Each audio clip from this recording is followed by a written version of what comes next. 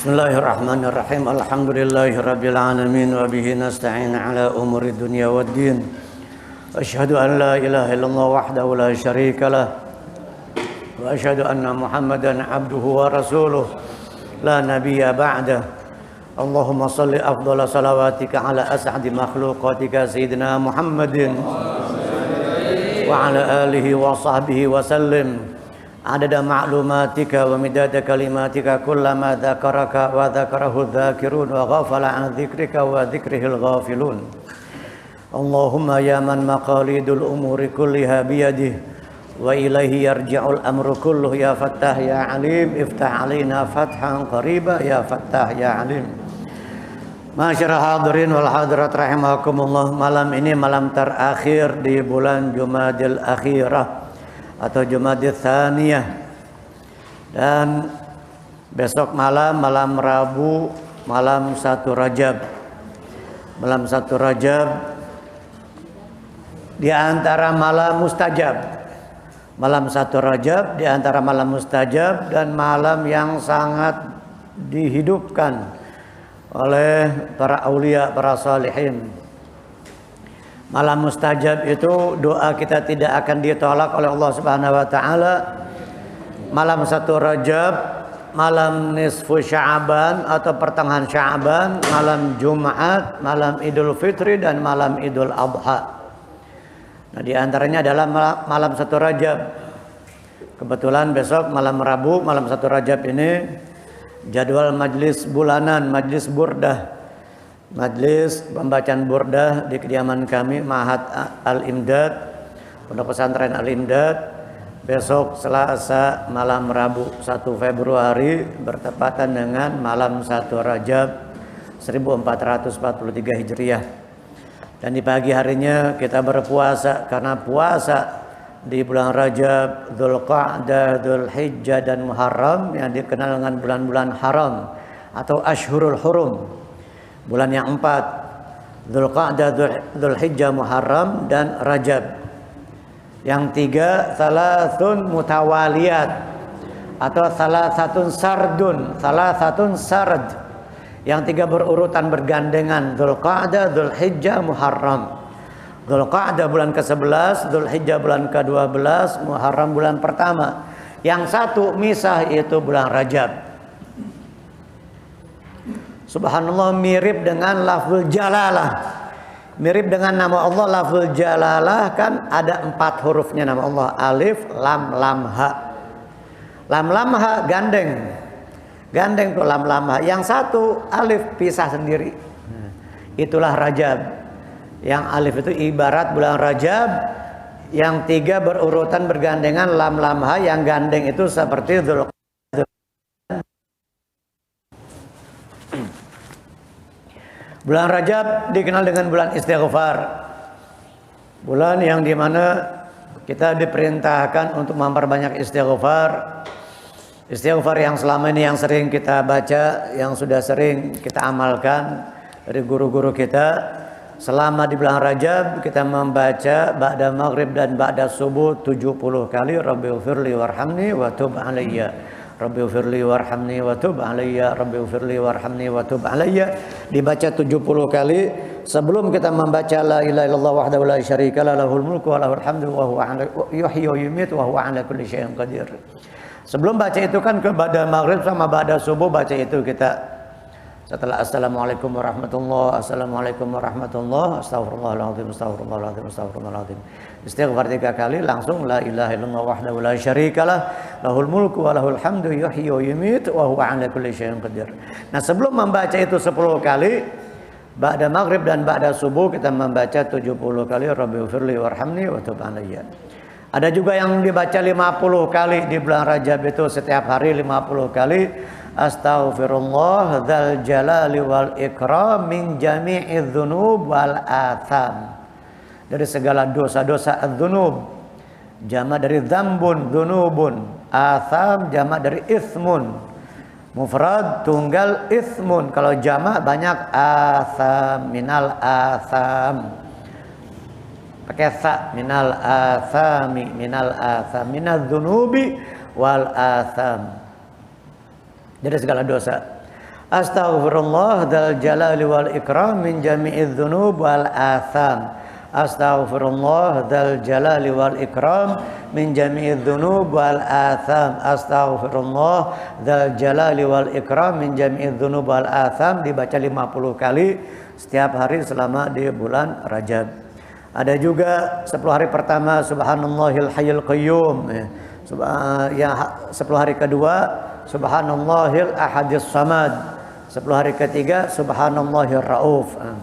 Itu dibaca juga selama di bulan Rajab. Intinya apapun bentuk atau sighah istighfar, sungguh-sungguh benar-benar taubat kepada Allah. Kalau ada orang yang mengatakan, kok kenapa harus istighfar hanya di bulan Rajab? Bukan hanya di bulan Rajab. Istighfar setiap hari, setiap saat. Namun di bulan Rajab lebih kita perbanyak. Kita tingkatkan jumlahnya lebih banyak lagi, lebih sesering mungkin. Setiap saat, pagi, siang, sore, malam. Di dalam kendaraan, di rumah, di perjalanan. Apalagi di masjid, di mushola, habis sholat, sebelum sholat. Di tempat kita bekerja, ada waktu kosong. Ketika kita sedang sendiri, tidak berbicara, tidak berinteraksi dengan manusia, maka kita berinteraksi dengan Allah Subhanahu wa taala. Walhasil intinya kita perbanyak istighfar, karena di dalam hadis Rajabu syahrullah wa sya'banu syahri wa ramadhanu syahr ummati, Imam Suyuti, Imam Jalaluddin As-Suyuti, beliau menjelaskan yang dimaksud dengan Rajabu syahrullah, Rajab bulan Allah, artinya kita diperintah untuk memperbanyak istighfar kepada Allah, banyak memohon ampun kepada Allah Ta'ala. Bulan Rajab disebut dengan Rajabul Ashab, juga Rajabul Asham. Yang pertama pakai ba, al-ashab, yang kedua al-asham. Juga disebut dengan Rajabu Mudhar. Apa artinya al-ashab? Dari kata sobba yasubbu, dari kata kerja, fi'il madhi dan fi'il mudhari'nya sobba yasubbu, menuangkan, melimpahkan. Artinya Allah Ta'ala banyak melimpahkan dan menuangkan ampunannya, memberikan ampunannya kepada hamba-hamba yang beristighfar kepada Allah Ta'ala. Lebih banyak, lebih deras lagi ampunan Allah Ta'ala, karunia Allah Ta'ala di bulan Rajab ini. Bulan limpahan karunia dan ampunan dari Allah. Dan dikatakan al-asham summun, summun bukumun yufihim yufahum la yarji'un. Summun bukumun yufahum la yarji'un. Summun artinya tuli, al-asham, Rajab al-asham, Rajab yang dikatakan tuli. Kenapa tuli? Karena di zaman jahiliyah saja dahulu, sebelum datangnya Islam, bulan Rajab ini dihormati, sehingga mereka tidak berperang, nggak ada peperangan, nggak ada konflik. Jadi gencatan senjata, nggak ada peperangan, nggak ada perseteruan, nggak ada konflik di bulan Rajab, sehingga tidak terdengar suara peperangan, tidak terdengar alias tuli. Dikatakan tuli karena tidak terdengar peperangan, tidak ada orang yang berperang, yang berantem, nggak ada yang berkelahi, nggak ada yang berantem. Kita umat Islam masih berantem aja di bulan Rajab. Bahkan masuk bulan Ramadan masih berantem, masih kagak akur sama saudara, sama tetangga, bertahun-tahun kagak akur-akur sama saudara. Ada nggak yang begitu? Ada 3 kali lebaran, bukan nggak pulang-pulang, bukan 3 kali lebaran nggak pulang-pulang, 3 kali lebaran kagak akur-akur, nggak akur-akur. Ponakan sama pamannya nggak akur-akur, salaman aja. Ponakan sama pamannya biasa salamannya begini, bukan cium tangan sama paman, sama enciknya. Allah subhanahu wa ta'ala. Rajabul Ashab, Rajabul Asham, karena tuli tidak terdengar suara letusan peperangan. Lalu juga Rajabu Mudhar, karena suku Mudhar, bangsa Mudhar, mereka sangat menghormati bulan Rajab. Dan Rajab diambil dari kata tarjib. Apa itu tarjib? At-tarjib at-ta'zim. Tarjib artinya ta'zim. Ta'zim, mengagungkan.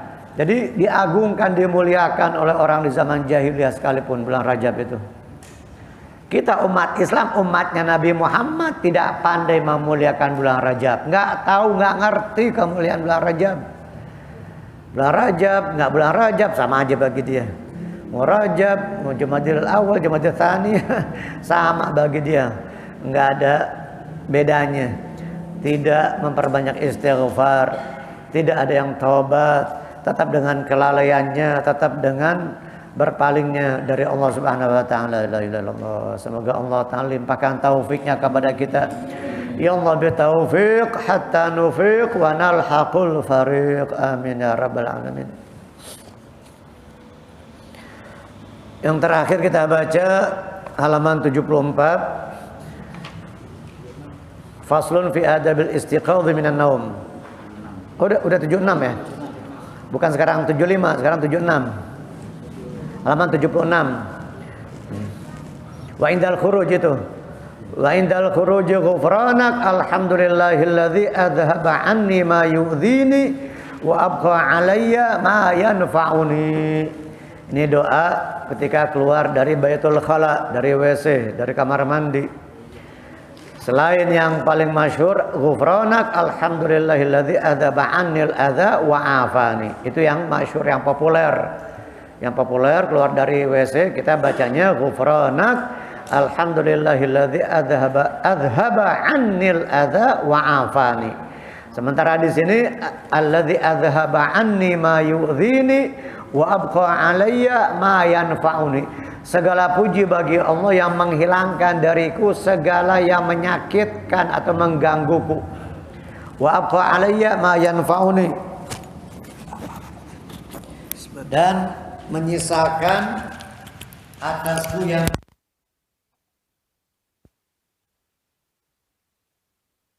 makanan yang bermanfaat tinggal menetap di badan kita, di tubuh kita. Wa abqa alayya ma yanfa'uni. Menetap menjadi darah dan daging. Manfaat saripati dari makanan yang kita konsumsi, minuman yang kita minum. Sementara ampasnya yang menjadi kotoran Allah Ta'ala buang, Allah Ta'ala keluarkan. Nah, kita harus memuji Allah Ta'ala. Banyak orang yang gak bersyukur kepada Allah, dia gak sadar. Itu salah satu nikmat yang kalau dia tidak keluar, kalau kotoran itu tidak keluar, maka akan menyakitkan dia, akan mengganggu dia, sehingga dibawa ke UGD dan IGD. Ada yang berhari-hari, bahkan berminggu-minggu nggak bisa buang air, nggak bisa buang hajat. Ya subhanallah. Ketika kita sudah sakit baru kita sadar. Kapan nikmatnya sehat itu terasa? Ketika sakit. Pas sudah sakit baru kita sadar nikmatnya sehat. Lagi sehat mah kita nggak sadar, nggak ngeh. Bahkan orang nggak mau tahu. As-sihhatu tajun li ru'usil as-sihha la ya'rifuha illal mardu. Jadi kesehatan itu ibarat mahkota di kepala orang yang sehat. Tidak ada yang mengetahuinya kecuali orang sakit. La ya'rifuha illal mardu. Kecuali orang yang sakit baru sadar. Makanya kalau kita ingin bersyukur, kalau kita ingin banyak bersyukur, kita ingin sadar, ingin tahu nikmatnya sehat, jalan-jalan ke rumah sakit. Jalan-jalan ke Pusdikes, ke Polri, ke Budi Asi. Ada yang jerit-jerit, ada yang nangis, ada yang stroke, ada yang nggak bisa buang air, ada yang nggak bisa buang air kecil, buang air besar. Bahkan menggerakkan badannya yang nggak bisa, ada yang nggak bisa makan langsung keluar. Ya Allah, macam-macam sakitnya. Jadi kalau anak kita minta sesuatu yang mana kita belum bisa memberinya, kita belum mampu, belum ada rezekinya, ajak jalan-jalan ke rumah sakit. Jalan-jalan yuk kemana? Ke rumah sakit, ke UGD, ke ruang gawat darurat. biar anak kita itu sadar, tahu nikmatnya sehat. Jadi nggak gampang dituruti sama orang tuanya. Jangan mudah dituruti sama orang tuanya ketika anak itu mungkin dia kurang sadar, kurang bersyukur atas nikmat yang sudah ada, belum dia syukuri. Sementara dia selalu merongrong orang tuanya. Anak yang suka merongrong begitu, sering-sering diajak jalan-jalan ke rumah sakit. Ajak jalan-jalan ke Kober, ke kuburan. Jangan diajaknya jalan-jalan ke wisata mulu. Jangan hanya ke tempat wisata mulu, ke mall mulu jalan-jalannya. Ajak ke rumah sakit, ajak ke Kober. Wa abqa alayya ma yanfa'uni wa yanbaghi an tu'iddan nabla qabla qada'il hajah Wa alla tastanjiya bil ma'i fi maudhi qada'il hajah. Harus kita maka wayam bagi selayaknya sepatutnya engkau mempersiapkan alat untuk istinja. Alat untuk istinja. Alat untuk istinja contohnya kalau nggak ada air ya batu. Kita persiapkan alat untuk istinja. Baik untuk istinja, untuk mengangkat hadas, menghilangkan najis, alat bersuci cuma dua, air dan tanah. Ya kalau nggak ada batu, tanah. Kalau tanah kan yang berdebu untuk tayamum. Tanah yang berdebu untuk tayamum. Kalau untuk istinja, bukan tanah yang lembek, bukan tanah yang seperti debu, tetapi tanah yang mengeras. Sebagai pengganti daripada air untuk istinja. Baik batu, tanah yang mengeras, atau tisu, kertas. Intinya yang dapat menyerap, itu nanti ada persyaratannya di kitab Safinatun Najah. Alat untuk istinja sebagai pengganti daripada air, baik itu batu, atau kertas, daun kering, atau tisu. Paling enak tisu, itu daya serapnya tinggi, kuat. Yang dapat menyerap, jangan yang licin seperti kaca, nggak sah. Yang tidak menyerap, yang licin seperti kaca tidak sah, tidak boleh buat istinja. Atau juga yang muhtaram, yang dihormati, kertas yang di situ ada tulisan ayat Al-Qur'an, waliyadzubillah, jangan sampai. Atau ada hadits-hadits Nabi, ada tulisan ilmu agama. Atau juga yang muhtaram, yang dihormati itu makulat, minal makulat, dari makanan. Istinja pakai roti kering nggak boleh, pakai kue. Pakai roti, pakai kue, nggak boleh. Karena air kagak ada, istinja ini pengganti daripada batu. Nah nggak biasa, saya nggak biasa pakai batu, pakai roti aja istinjanya ya. Istinjanya pakai roti, nggak boleh, jangan, haram. Itu makanan, itu muhtaram yang dihormati, nggak boleh. Jadi harus pakai itu tadi batu dengan syaratnya yang suci, 3 kali usapan, 3 batu, 3 buah batu atau 1 batu, tetapi dengan 3 sisi, 3 sudut, 3 usapan. Atau kalau sekarang mungkin tisu. Kalau di Hadramut sampai sekarang masih banyak. Hampir seluruh rumah-rumah di sana, di toilet, di kamar mandi mereka itu selain ada air, ada keran, bak mandi, juga ada tempat kotak ya seperti mungkin selebar lekar ini atau lebih kecil sedikit, dipersiapkan di situ tanah yang mengeras untuk istinja. Istinja afdalnya pakai itu dulu, pakai batu atau tanah yang mengeras itu baru pakai air.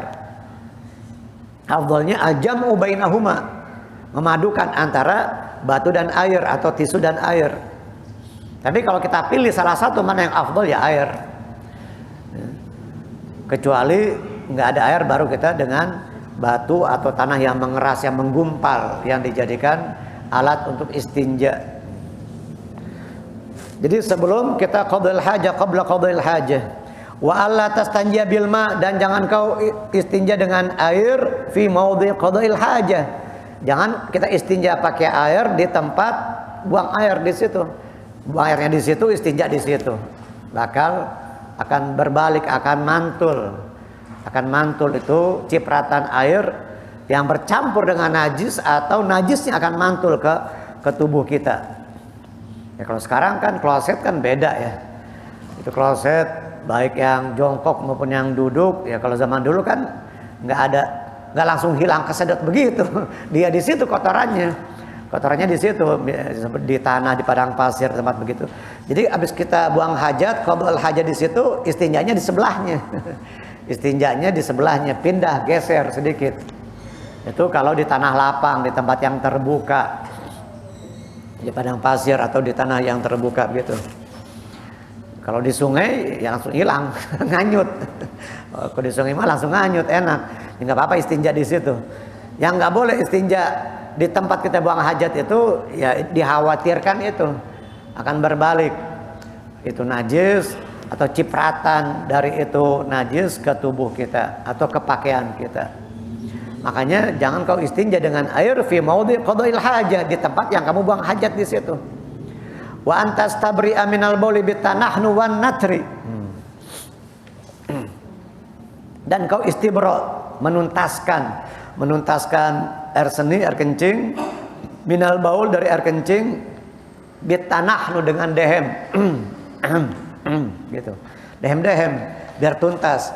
Ini setelah diteliti oleh kedokteran oleh tim medis atau ahli medis, ahli kedokteran memang yang di bidangnya, subhanallah. Di situ seperti ada klepnya. Di saluran kencing itu kalau kita dehem maka terbuka. Jadi akan tuntas, akan keluar sisa air kencing yang akan menetap. Dengan kita dehem maka seperti ada klepnya, maka dia terbuka. Kalau kita nggak dehem akan tinggal menetap di situ. Jadi nggak tuntas kalau nggak dehem. Makanya sunahnya dehem, tanahnu. Gitu. Dehem sunahnya. Kalau yang nggak ngerti, nggak paham, ngapain sih orang di kamar mandi dehem. Yang nggak paham bingung, ngapain sih, bengek apa gimana nih orang nih? Atau batuk, atau disangka covid kali. Di covidin aja. Curiga orang, yang bodoh yang nggak ngerti curiga. Dari tadi dehem, kenapa sih nih? Ada apaan sih nih katanya? Buang air kecil pakai dehem segala. Padahal itu sunnah. Wan natri, apa itu an natri? Dengan kita bi imraril yad ala asfalil qadib. Dengan kita, maaf kalau itu orang laki, maka dengan seperti mengurut, diurut dari pangkal sampai ke ujung kemaluannya, diurut pelan-pelan sambil dehem. biar tuntas, diurut dari pangkal sampai ke ujung kemaluannya, diurut dengan dehem. Wa in kunta fi sahra, jika engkau di sahra, di tempat terbuka, di lapangan, di sahra, di medan, di lapangan terbuka, fab'ud an a'yunin nadhirin, menjauhlah dari pandangan orang yang melihat. Kalau buang hajat, enggak, menjauh, jangan sampai terlihat sama orang. Fab'ud, menjauh, an a'yunin nadhirin, dari pandangan orang-orang yang melihat. Menjauh. Ya kalau ada pohon tinggal ngumpet di balik pohon. Kalau ada pohon, tapi kalau nggak ada pohon, tempat terbuka, ya mau nggak mau agak jauh kita biar nggak kelihatan. Ada batu di sungai, kita di balik batu kita buang hajatnya, kencingnya, buang air kecil, buang air besar, BAB. Wastatir bi syai'in in wajadtahu. Engkau jadikan sesuatu menjadi satir, menjadi penghalang. Jadikan sesuatu, ambil sesuatu yang akan menjadi satir, bisyai, dengan sesuatu, in wajatahu, jika engkau mendapatkannya. Di balik pohon, di balik batu. Tapi kalau itu pohon yang berbuah, pohon yang ada buahnya, makruh kita buang air kecil, apalagi buang air besar di bawah pohon yang berbuah, yang biasa berbuah, walaupun tidak sedang berbuah. Walaupun lagi nggak musim, lagi sedang tidak berbuah, tetapi dia biasa berbuah, memang ada buahnya. Ya mau papaya, belimbing, rambutan, itu makruh. Makruh kita buang hajat, buang air kecil dan buang air besar di pohon yang mengeluarkan buah, yang ada buahnya, walaupun tidak sedang berbuah. Wala takshif aurataka qablal intihai ila mawdi'il julus. Dan juga adabnya, kata Imam Al-Ghazali, adabnya kita buang hajat itu jangan kau menyingkap auratmu dan membuka auratmu qablal intihai ila mawdi'il julus, sebelum selesai sampai di tempat duduk. Belum sampai ke kamar mandi udah buka celana. Masih 10 meter kamar mandinya. Toiletnya masih 10 meter dia udah buka celana dari gini hari. Dari sini. Jadi udah masuk baru dia buka celana, baru dia buka aurat, begitu. Jangan, kata Imam Ghazali, jangan kau singkap auratmu, jangan buka auratmu sebelum engkau sampai di tempat dudukmu, di tempat buang hajat. Jadi udah masuk ke kamar mandi baru buka. Dan ketika buka aurat ada doanya, Bismillahilladzi la ilaha illahu. Tulisannya huwa. Bismillahilladzi la ilaha illa huwa. Boleh juga dibaca hu. Bismillahilladzi la ilaha illahu. Nah itu kalau kita sudah di dalam kamar mandi, sudah di dalam WC, maka di dalam hati bacanya, karena ada nama Allah, Bismillah, Bismillahilladzi la ilaha illahu. Maka di dalam hati, jangan diucapkan, karena kita sudah berada di dalam WC atau kamar mandi. Nah kalau kita buka auratnya, kita buka celana, buka aurat kita di kamar, ya maka kita ucapkan Bismillahilladzi la ilaha illahu, Bismillahilladzi la ilaha illahu. Wala tastaqbilis syamsa walal qamar. Nah, ketika kita membaca bismillahirrahmanirrahim la ilaha illahu, itu menjadi satir penghalang sehingga jin tidak melihat aurat kita. Untuk menghindari pandangan jin sehingga jin nggak ngelihat aurat ente. Tapi kalau ente nggak baca itu, nggak baca bismillahirrahmanirrahim la ilaha illahu, maka jin ngeliatin.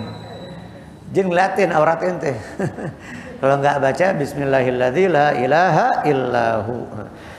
Wala tastaqbilis syamsa walal qamar wala tastadbirhuma. Jangan menghadap matahari dan juga jangan menghadap bulan, atau jangan membelakangi keduanya.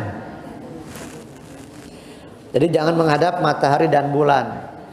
Menghadap matahari ya ketika terbit, menghadap ke timur. Menghadap matahari ketika terbenam, berarti menghadap ke barat. Dan memang juga ada penjelasannya nanti, jangan menghadap ke kiblat atau membelakangi kiblat.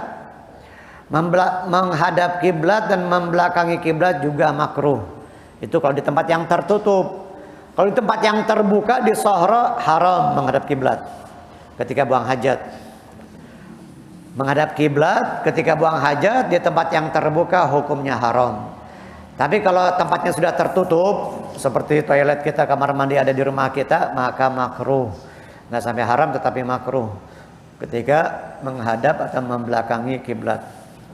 Kalau ini makruh menghadap matahari dan bulan atau membelakangi keduanya.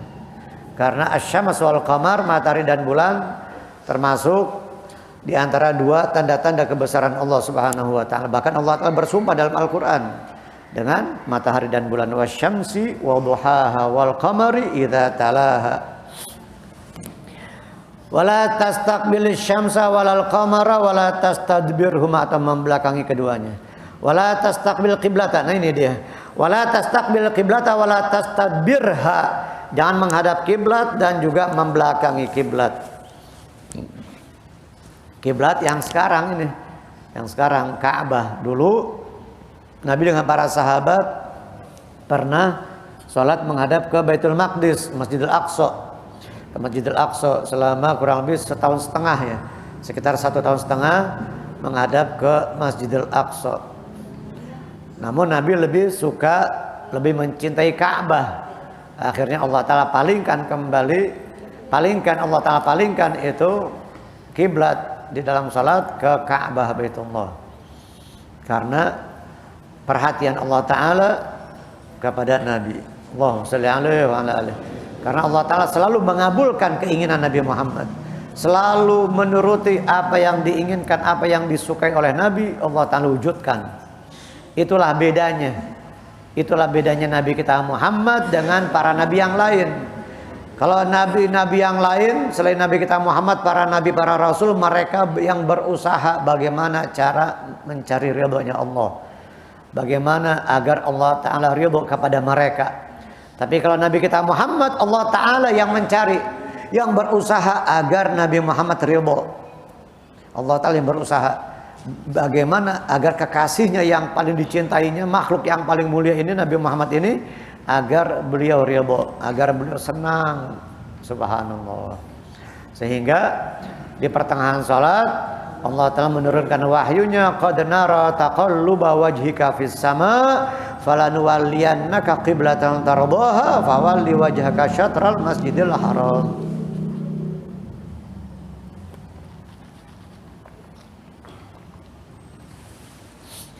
Wala tajlis fi mutahaddatsin nas. Wala tajlis fi mutahaddatsin nas, dan jangan engkau duduk untuk buang hajat di mana? Di tempat orang biasa ngobrol, tempat orang biasa berbincang. Tempat orang ngobrol dia dibuang air di situ. Tempat orang nongkrong ngobrol di situ dibuang air. Au fi dhillihim, atau di tempat mereka bernaung. Au fi dhillihim, dhillun itu tempat bernaung. Au fi dhillihim, tempat mereka bernaung, tempat mereka berteduh, tempat mereka berteduh. Wala tabul fil ma'ir raqid, juga di antara adabnya jangan kau kencing di air yang tenang, yang tidak mengalir. Air yang tenang, yang ngembang, enggak ngalir. Air yang tidak mengalir Itu al-ma'i raqid, raqid pakai kaf. Kalau pakai qaf, raqid yang tidur. Raqada yarqudu, raqid tidur. Kalau pakai qaf, ini pakai kaf. Di air yang tenang yang tidak mengalir. Wala tahta syajaratil muthmira. Kenapa? Karena air yang ngembang yang tidak mengalir itu ma'wal jin, tempatnya jin. Kalau dia biasanya kalau habis buang air kecil begitu, apalagi dia nggak baca-baca, nggak berlindung kepada Allah Ta'ala, nah malamnya kesurupan deh. Didatangin jin, kemasukan jin. Banyak kejadian. Anaknya jin dikencingin. Akhirnya emaknya datang. Sampai di Mekah juga pernah dulu di pondok saya di Malang, di pondok pesantren Darut Tauhid di Malang dulu ada kejadian. Ada anak kencing sembarangan, akhirnya kesurupan, kemasukan jin. Jadi dia bersuara tuh anak tuh seakan-akan emaknya jin. Anaknya dikencingin sama dia. Anaknya dikencingin sama si itu anak tuh, anaknya jin. Sampai kejadian itu pernah kejadian di Mekah. Kejadian di Mekah di zaman Sayyid Alwi bin Abbas Al-Maliki. Abahnya Sayyid Muhammad bin Alwi Al-Maliki, abahnya Abu Ya Maliki di Mekah zaman beliau, zaman puluhan tahun yang lalu, di zaman Al-Imam Al-Muhaddits, seorang ahli hadis di Mekah. Di zaman beliau murid daripada Sayyid Alwi bin Abbas Al-Maliki, murid beliau. Muridnya Al-Imam Sayyid Alwi bin Abbas Al-Maliki rahimahullah, murid beliau itu sampai akhirnya seminggu sekali itu dia kesurupan, masukkan jin. Karena jinnya nggak terima, anaknya itu dikencingin. Dikencingin sama tuh si santri itu. Allahu Akbar. Jadi jangan kita kencing di air yang ngembang, kata orang Betawi ngembang yang nggak ngalir ya. Jadi kencing itu di air yang mengalir. Biasa kan mungkin ada kayak kobangan air dikit gitu bekas hujan, atau dia udah lama, atau kayak bukan ya kayak kolam begitu. Kalau empang mah kan besar nggak apa-apa. Ini kalau yang sedikit airnya. Kalau empang, danau nggak apa-apa, nggak masalah. Air yang sedikit dan tidak mengalir lagi. Nah itu yang makruh itu. Wala tahta syajaratil muthmira, dan juga tidak boleh kita kencing di bawah pohon yang berbuah. Apalagi buang air besar. Buang air kecil aja jangan, makruh ya. Di bawah pohon yang berbuah sekalipun tidak sedang berbuah. Wala fil juhri, dan juga di lubang. Boleh jadi itu tempatnya jin, sarangnya jin, rumahnya jin. Atau juga ya rumahnya binatang, ular, kalajengking. Nanti lagi kencing, wah dipatok gimana tuh? Nanti lagi kencing dipatok ya. Jadi bisa tempatnya jin, bisa juga tempatnya binatang hewan ya. Itu rumahnya ular atau binatang-binatang yang lainnya. Akhirnya mereka terganggu. Jangan sampai mengganggu mereka, baik jin dan hewan, binatang, maka kita jangan kencing sembarangan. Nah, kalau buang air kecil saja nggak boleh, apalagi buang air besar ya. Wahdharil ardhas solbah, dan hindari tanah yang keras. Jadi kalau kita mau kencing, buang air kecil di tanah yang keras, kita pukul-pukul dulu biar dia empuk, biar dia gembur gitu, agar tidak memantul. Kalau tanahnya itu keras, membatu, maka akan berbalik, akan mantul berbalik ke tubuh dan pakaian kita. Nah ini pernah kejadian ada kisah nyata, ada orang tua setiap hari dia berjalan kaki berjam-jam. Kalau tidak salah perjalanan 3 atau 4 jam dari kota Hajren ke kota Gedun. Tulisannya Qaf, dibaca Gaf. Dari Hajren ke kota Gedun di Hadramut. Orang tua ini dia tidak ingin banyak-banyak jalan ke tempat gurunya, ke majelis, ke rumah gurunya setiap hari. Walaupun hanya mendapatkan satu masalah agama, dia merasa sudah cukup untuk diamalkan. Walaupun hanya dia mendapatkan setiap hari satu masalah, dia sudah merasa cukup dan dia berniat berusaha untuk mengamalkan. Walaupun satu masalah tersebut yang dia dengar dari gurunya, sekalipun dia berjalan berjam-jam. Dan orang tua ini buta. Suatu hari ketika dia dituntun sama cucunya masih kecil. Suatu hari di tengah jalan dia mau buang air kecil. Waktu si kakek seorang tua yang buta ini mau buang air kecil, dibilangin sama cucunya, Ya jad, wahai kakek, ya jaddi atau ya jad. Saya pernah dengar dari guru kita. Saya pernah dengar dari guru kita, kalau kita mau buang air kecil di tanah yang keras itu harus kita pukul-pukul dulu. Biar dia tidak mengeras, agar dia tidak mengeras lagi, agar tidak memantul berbalik. Cipratan itu najis ke badan dan ke pakaian kita. Oh begitu ya. Si kakeknya diajarin, dikasih tahu sama cucunya. Singkat cerita, setelah dia buang air kecil selesai, kata kakeknya, sekarang kita pulang aja, kita kembali ke rumah. Cucunya bingung, kita udah lama berjalan, udah setengah perjalanan ini mau ke rumah guru kita, mau belajar, mau hadir ke majelis. Kenapa sudah di tengah perjalanan ini kita kembali pulang ke rumah? Kata kakeknya, kan kakek udah bilang dari dulu, udah punya komitmen. Satu hari kakek dapat satu masalah itu sudah cukup. Hari ini kakek sudah dapatkan dari cucu kakek ini. Dari cucuku, ini kamu ini. Hari ini saya sudah dapatkan ilmu masalah dari kamu. Kalau buang air kecil di tanah yang keras maka harus dipukul-pukul dulu ya. Biar gembur istilahnya ya. Biar gembur gitu jadi nggak mantul. Oh gitu. Jadi dia balik pulang ke rumahnya. Walaupun sudah cukup jauh dia berjalan. Jadi, subhanallah, dia punya komitmen. Walaupun satu masalah dia dapatkan setiap hari, dia berusaha untuk mengamalkannya.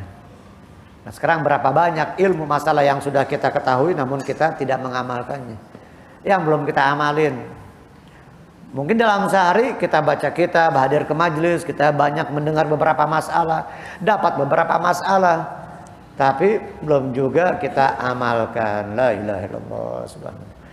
Ulumun ka'amthalil bihar talatamat wa a'malun fi jambiha mithlu gatrati. Kata Al-Imamul Haddad Sahib Ratib. Ilmu, ada orang ilmunya banyak, ya Allah, tapi amalnya hanya setetes. Ilmunya seperti lautan, samudra, amalnya hanya setetes. Mithlu gatrati, hanya gatra setetes. Wahdaril ardo solba, hindari tanah yang keras, wa mahabbar riyah dan tempat berhembusnya angin, arah berhembusnya angin. Jadi kalau angin dari timur ke barat, maka kita jangan kencingnya ke arah timur. Jangan melawan arus angin. Jangan melawan arus angin, jangan melawan arah angin berhembus. Kalau angin dari timur ya kita ke arah barat, ya, tapi kiblat jangan. Misalkan angin dari utara, kita jangan ke utara, kita kencingnya ke arah selatan. Jangan melawan arah hembusan angin. Ya, ketika kita lawan itu arah hembusan angin, maka akan kembali itu najis ke tubuh kita. Wa mahabbar riyah, dan arah berhembusnya angin. Ihtirazan minar rasyash, karena menghindari cipratan itu. Menghindari ar-rasyash, cipratan. Rasyash. Wattaqi fi julusika ala rijlil yusra, dan kau bersandar di dudukmu, nongkrong, cara jongkok duduknya kita atau jongkoknya kita itu di atas kaki sebelah kiri. Ini cara jongkok buang air kecil ya. Ini kaki kiri ini begini nih. Cara jongkok buang air kecil nih. Begini. Dan itu setelah diteliti sama dokter-dokter, subhanallah, itu luar biasa ya. Itu manfaat, khasiat. Nabi udah bilang hampir 15 abad yang lalu, sudah lebih dari 1400 tahun yang lalu, lebih dari pada 1400 tahun yang lalu Nabi udah bilang. Dokter baru mengungkapnya, baru menelitinya beberapa tahun terakhir, beberapa puluh tahun terakhir. Itu ternyata luar biasa. Memang itu cara posisi nongkrong jongkok yang tepat untuk seseorang atau ketika seseorang buang air kecil. Mencegah prostat, dan juga itu tadi klepnya juga akan terbuka sehingga tuntas, apalagi dengan dehem-dehem tanah nuh. Wala tabul qaiman illa an daruratin, dan jangan kencing sambil berdiri. Jangan kencing berdiri kecuali darurat. Apa itu darurat? Ya kalau sakit. Apa itu darurat? Itu kalau kita nggak bisa duduk, nggak bisa nongkrong, berarti kita mau nggak mau berdiri. Jangan mau disamain sama kambing, sama kuda. Kalau kuda kencingnya berdiri ya wajar, kuda namanya. Masa kita mau disamain nama kuda? Atau juga mungkin anjing yang diangkat kakinya sebelah. Itu anjing kenapa kalau kencing suka diangkat kaki satu ya? Hah? Bukan, kalau diangkat empat-empatnya jatuh. Diangkat empat-empatnya jatuh. Makanya diangkatnya satu sebelah. Gak tahu najis anjing mah, gak mau nyiprat bagaimana gak tahu deh. Jadi kenapa diangkat ya, karena kalau diangkat semuanya jatuh ya. Wattaki fi julusika ala rijlil yusra wala tabul qaiman, jangan kencing berdiri kecuali darurat. Darurat itu kalau sakit. Ya namanya darurat itu kalau kita nggak bisa betul-betul nggak bisa jongkok, nggak bisa nongkrong, mau nggak mau kita berdiri. Berarti kalau sakit. Nabi juga pernah sekali. Nah, Nabi mempraktekkan itu karena ketika beliau sakit, dan itu bagi beliau ya memang suatu keharusan agar libayanil jawaz, untuk menyatakan, menjelaskan boleh. Hukumnya nggak sampai haram, tetapi sunnahnya nongkrong, duduk, bukan dengan berdiri. Minum juga begitu, minum duduk. Nah, Nabi pernah itu untuk libayanil jawaz, untuk menjelaskan bolehnya, nggak sampai haram. Tetapi sunnahnya, adabnya minum itu duduk, bukan berdiri. Nah, kalau kita di tempat resepsi, kondangan gimana tuh? Hah? Dosanya siapa yang nanggung? Yang punya hajat kali ya? Hah? Dosanya yang nanggung yang punya hajat. Kenapa nggak nyiapin kursi yang banyak? Mestinya yang punya hajat, yang hajatan, yang sebelah hajat itu dia nyiapin kursinya banyak. Kalau kursinya memang mungkin pas-pasan, ya pakai karpet, gelar karpet gitu. Gelar karpet biar mereka pada duduk makan dan minumnya. Nah, yang kencing berdiri masih banyak, yang minum dengan tangan kiri masih banyak. Kadang di majelis, di pengajian, acara majelis taklim, lagi pengajian kayak gini, atau juga di acara maulid, lagi dijelasin sunnah-sunnah oleh penceramah, oleh dai, ada yang minum pakai tangan kiri. Padahal habis dengar ceramah, habis dijelasin. Kenapa? Ya karena sudah terbiasa. Man syabba ala syai'in syaba alaih. Siapa yang terbiasa dengan sesuatu, maka dia akan terus menerus tumbuh dengan sesuatu itu. Wala tabul qaiman illa an daruratin, jangan kencing berdiri kecuali darurat. Memang kita sakit, misalkan ada bisul di belakang dengkul, di belakang lutut ada, nah itu kan nggak bisa nongkrong itu. Kalau ada bisul di belakang lutut, itu nggak bisa, mau nggak mau kita berdiri, itu darurat. Inda darurat tubihul mahzurat. Inda darurat tubihul mahzurat, kata para ulama. Ketika darurat maka diperbolehkan segala yang dilarang. Jangankan hanya kencing berdiri, lagi darurat sih, nggak ada makanan, nggak ada minuman, kita kelaparan di hutan, di padang pasir, mau mati nih kelaparan. Yang ada yang najis, yang ada bangke, yang ada binatang anjing, babi, khamar, ya kita minum, kita makan sekedarnya. Kita makan sekedarnya, yang haram-haram, yang najis mughalladhah tadi sekedarnya. Jangan mumpung-mumpung. Mumpung darurat makan sebanyak-banyak, itu nggak begitu. Jadi sekedarnya, hanya untuk menyambung hidup, untuk menegakkan tulang punggung kita biar bisa berdiri tegak. Inda darurat tubihul mahzurat. Darurah dari bahasa Arab, darurat itu darurah, darurat. Mudirrun, adarra yudirru, mudirrun, modern. Zaman modern. Modern itu dari bahasa Arab, mudirrun, dari bahasa Arab. Modern ternyata dari bahasa Arab yang artinya mudirrun, membahayakan. Ini zaman membahayakan, zaman mengerikan, zaman modern. Mudirrun, adarra yudirru, fahuwa mudirrun. Mudirrun, modern. Membahayakan, mengerikan, membinasakan.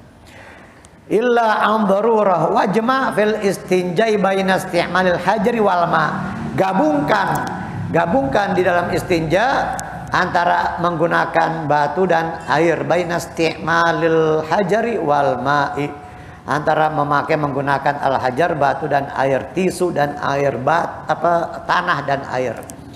Kalau kita nggak terbiasa istinja pakai batu, ya pakai tanah yang mengeras.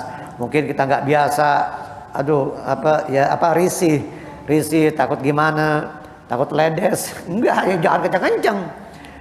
Jangan keras-keras ya, jangan ya pelan-pelan istinjanya. Biar nggak lecet, biar nggak ledes. Ya maka, atau paling tidak mungkin tanah yang mengeras atau pakai tisu, kertas. Nah, itu yang afdol itu istinja kita gabungkan antara batu dan air, atau tanah dan air, atau tisu dan air, kedua-duanya. Habis pakai tisu, habis pakai tanah, baru pakai air, itu yang afdol. Menggabungkan bainal ma'i wal hajar, bainal hajar wal ma'. Khusus istinja dengan hajar, dengan batu itu ada istilahnya istijmar. Namanya istijmar. Kalau istinja umum dengan air atau dengan yang lainnya, tapi kalau khusus dengan batu istijmar. Kita teruskan apa kita jawab pertanyaan dulu nih. Bagaimana hukumnya ketika alat organ tempat keluarnya kotoran pada diri kita tidak berfungsi sebagaimana biasanya, kemudian di bypass dengan alat kedokteran seperti kateter apa kateter? Hah? Kateter bacanya, kateter.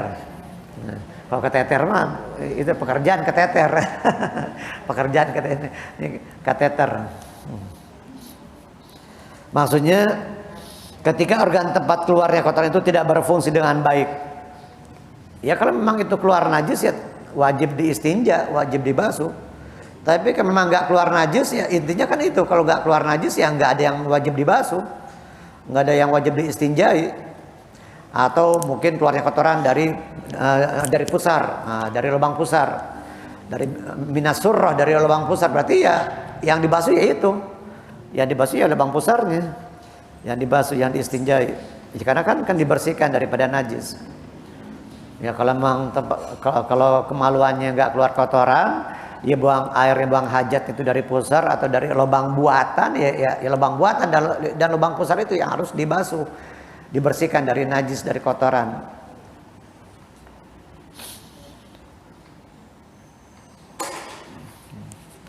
Lalu yang kedua, apa pengertian manaqib dan sejak kapan pembacaan manaqib berlangsung?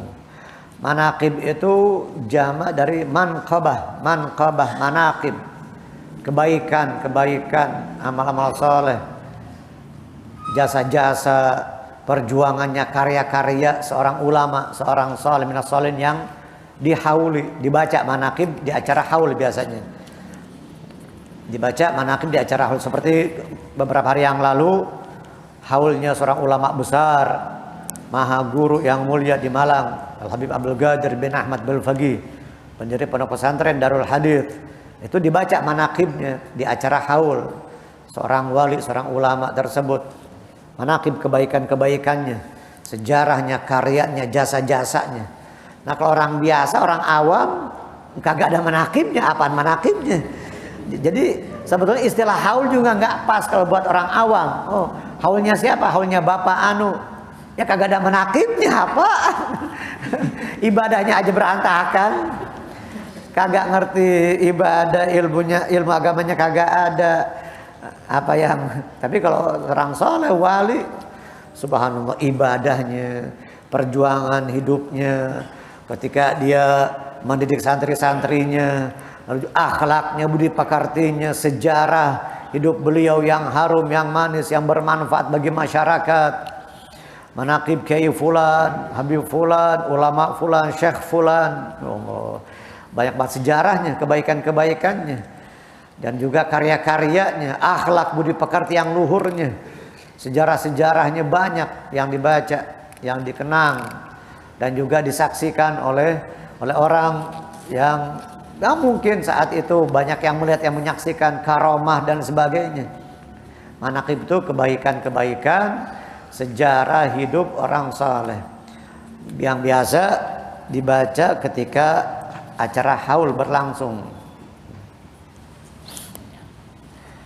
Wa in aradtal iqtisara 'alal hajar, kita lanjutkan. Wa in aradtal iqtisara 'alal hajar, jika engkau ingin menyingkat, jadi mau memilih salah satu antara air atau batu, Fa'alaika an tastamila thalathata ahjarin tahirah munasyifatin lil ain tamsahu biha mahallan najwi. Maka di antara syaratnya engkau menggunakan 3 buah batu atau 1 batu boleh juga, tetapi dengan 3 sisi, 3 sudut. Munasyifah yang dapat menyerap kotoran, munasyifah lil ain. Tapi nanti ada syaratnya lagi. Yang dapat mengusap tempat kotoran tadi. Bihaitsu la tantaqilun najasa an mawdi'iha, dan juga tidak berpindah najisnya dari tempatnya. Itu najis tidak berpindah. Ketika kita buang hajat, buang air besar, maaf, kotorannya najisnya sudah pindah, nyiprat ke paha, blember ke paha, misalkan buang airnya itu dia dia mencret, dia mulas. Itu ketika seperti itu nggak normal ya, maka kotorannya najisnya itu sampai ke paha, ke betis, itu nggak bisa pakai batu, harus pakai air. Ketika itu wajib menggunakan air, nggak bisa pakai batu karena kemana-mana sudah keluar, sudah berpindah dari tempatnya, maaf, dari lubang duburnya. Yang boleh, yang sah pakai batu atau yang semisalnya tanah yang mengeras atau tisu, itu yang masih di tempatnya, maaf, di lubang duburnya itu. Tapi kalau sudah berpindah dari tempatnya, maka tidak sah pakai batu atau yang sejenisnya, tetapi wajib harus menggunakan air. Ya, karena sudah kemana-mana, sudah pindah. Wa kadzalika tamsahul qadhib fi thalathati mawadhi' min hajar, begitu juga mengusap al-qadhib, kemaluan laki-laki, fi thalathati mawadhi' min hajar, dengan 3 tempat, 3 sisi, 3 sudut dari 1 buah batu. 1 buah batu, maka dengan 3 sudut, dengan 3 sudut ini maka boleh dia usap, dia istinja ini, terus pakai yang sebelah sini, terus pakai yang sebelah sini gitu. Dengan 3 sudut, 3 sisi, walaupun dengan 1 buah batu atau tanah yang mengeras itu tadi, atau tisu yang dilipat-lipat, digumpalkan, digabungkan, dikeraskan gitu, dilipat-lipat, mungkin beberapa lembar gitu, lalu kita jadikan untuk istinja sebagai pengganti daripada batu atau tanah. Dengan tisu juga boleh. Dan tentu di antara syaratnya harus suci. Batu atau tanah dan tisunya juga tentu wajib suci, nggak boleh mutanajis, nggak boleh itu habis dikencingin kucing batunya. Tanah yang mengerasnya itu habis dikencingin kucing, nggak boleh, itu najis, itu mutanajis, bercampur dengan najis. Harus yang tahir, harus yang suci, Jadi karena Allah Subhanahu Wa Taala itu suci, mulia, maka kita harus bersuci daripada najis, suci daripada hadas, kecil dan besar, suci dari najis pada pakaian, badan dan tempat ketika kita beribadah kepada Allah Subhanahu wa taala. Adapun najis yang ada di dalam tubuh kita tentu nggak bisa kita bersihkan. Yang ada di dalam tubuh kita, di dalam perut kita, itu memang sudah ya fitrah manusia. Memang sudah fitrah manusia membawa najis kemana-mana. Makanya kita jangan sombong. Apa yang kita sombongkan? Kita tercipta dari air yang hina, dari mani, dari nutfah, dari sperma. Kita berjalan ke sana kemari bawa kotoran, bawa najis di dalam perut kita. Nanti ketika kita meninggal, wafat, kita menjadi bangkai yang busuk. Awaluka nutfah wa akhiruka jifah. Awalmu dari nutfah dan kamu berakhir menjadi bangkai. Wallahu a'lam bishawab. Fa illam yahsul al-inqa bi thalathati ahjarin, jika tidak tercapai al-inqa bersih, enggak bersih juga dengan 3 buah batu, fatammi, maka sempurnakan khamsatan, 5 au sab'atan atau 7 ila antun sampai bersih. Itu yang kita basuh ketika kita istinja sampai bersih. Bil autar, kalau bisa bilangannya witir, ganjil. 9 kali, 9 usapan. 9 kali belum bersih, 10 baru bersih, tambahin lagi 1 biar ganjil 11 kali usapan. Jadi usahakan jumlah bilangan usapannya itu tetap dalam bilangan ganjil. Innallaha witrun yuhibbul witra. Fal itaru mustahabun, berusaha untuk agar supaya bilangannya witir, ganjil itu adalah disunahkan. Sementara wal inqa'u, sementara berusaha untuk bersih itu wajib. membersihkan kotoran itu najis dalam hal ini, maka itu hukumnya wajib. Membersihkan kotoran dari tubuh kita, membersihkan yang najis ketika kita istinja, hukumnya wajib. Sementara berusaha untuk bilangnya ganjil itu sunnah.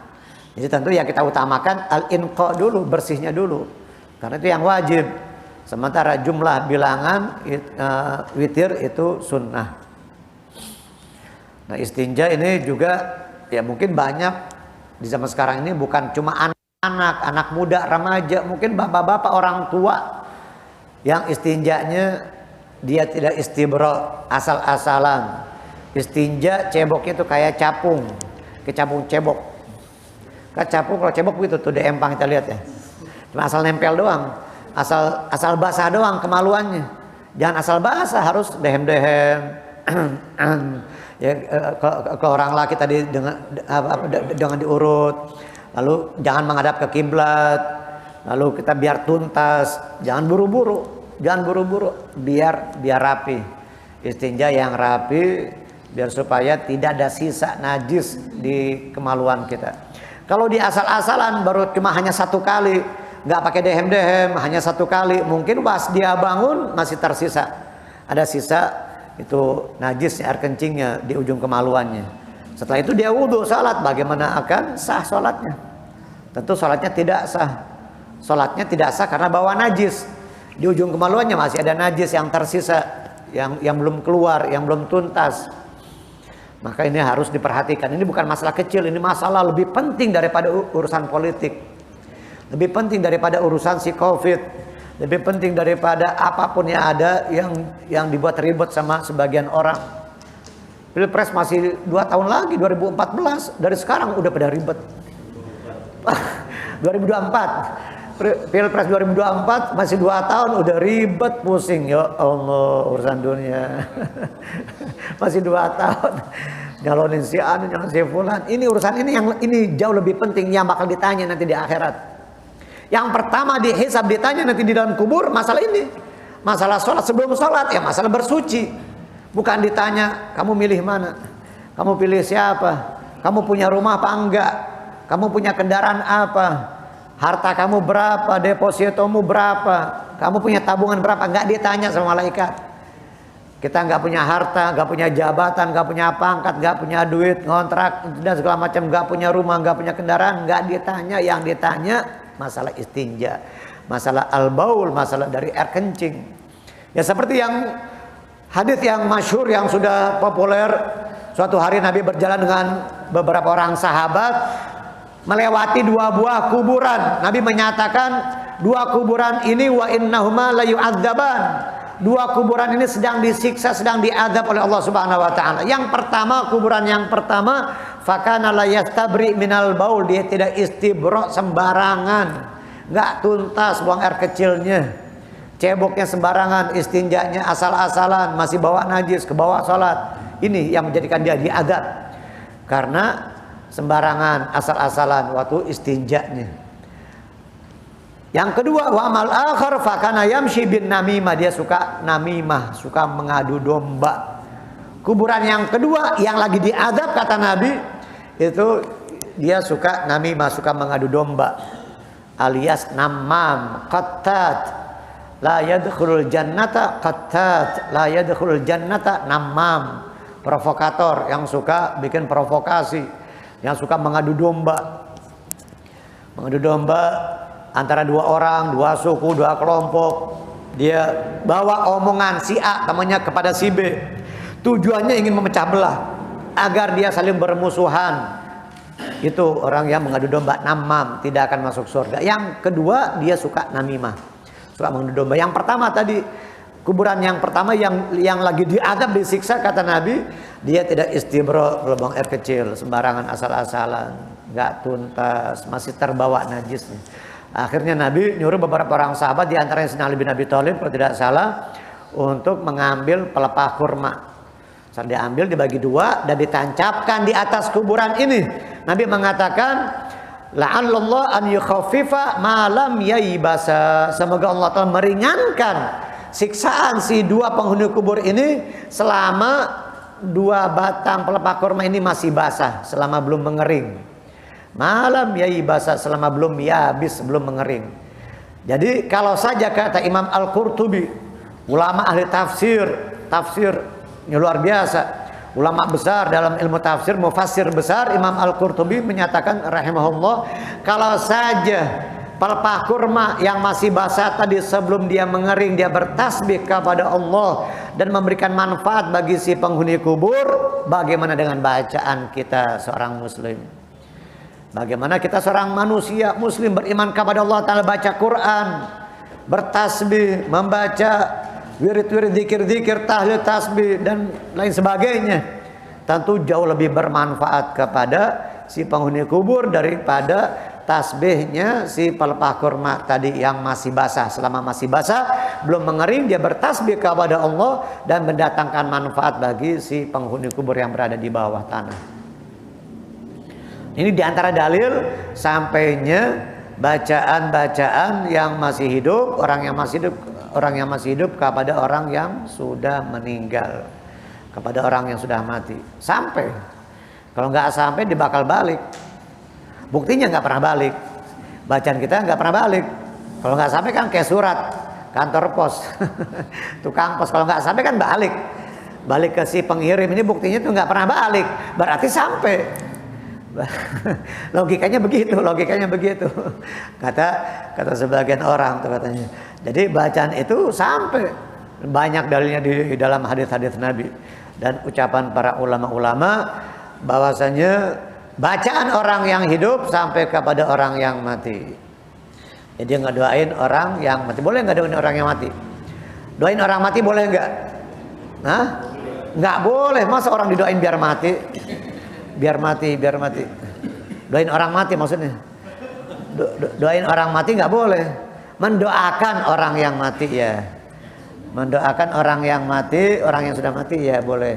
Tapi ngedoain orang mati, doain orang biar mati. Gak boleh. Jadi sangat-sangat dianjurkan mendoakan orang yang sudah meninggal. Apalagi yang sudah meninggal tersebut keluarga kita, apalagi orang tua kita, guru kita, kerabat kita. Dan kita doakan semua kaum muslimin ketika kita mengadakan acara tahlilan, yang kita baca Al-Quran, tasbih, istighfar, salawat kepada Nabi, bacaan surah pilihan, ayat-ayat pilihan. Ayat pilihan apa? Ayat kursi. Surah pilihan apa? Surah Al-Ikhlas, Muawwidzatain. Surah pilihan, ayat pilihan, zikir-zikir. Itu sangat-sangat dianjurkan dan sampai pahalanya kepada orang yang sudah meninggal. Ini sering saya sampaikan di beberapa kesempatan yang lalu. Semoga Allah Subhanahu wa taala berikan kepada kita kekhusyuan di dalam ibadah. Amin. Semoga Allah Ta'ala memperbaiki keadaan kita, ibadah kita, akhlak kita, budi pekerti perangai kita. Semoga Allah Ta'ala limpahkan keberkahan di malam 1 Rajab yang akan jatuh esok malam Rabu. Allahumma barik lana fi Rajab wa Sya'ban wa balighna Ramadan wa a'inna 'ala siyam wal qiyam wa hfadhna minal haram wal atham wa sallallahu ala sayyidina Muhammad wa ala alihi wasallam walhamdulillahi rabbil alamin.